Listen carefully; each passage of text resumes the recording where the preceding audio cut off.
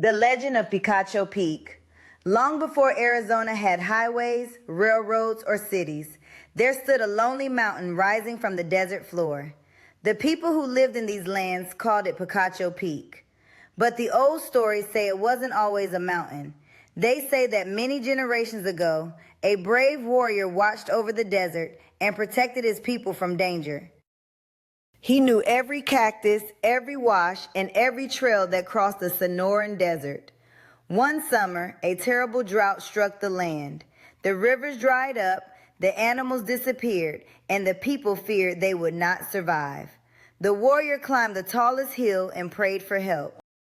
For 3 days and 3 nights, he stood beneath the blazing Arizona sun, without food or water.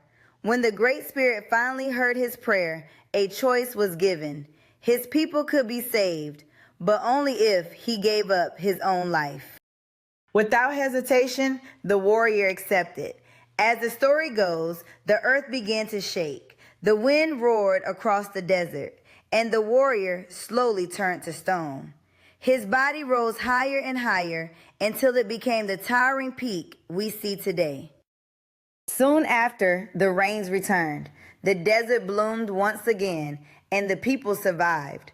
To this day, travelers crossing Arizona can see Picacho Peak standing watching over the land. Some say it's just a mountain.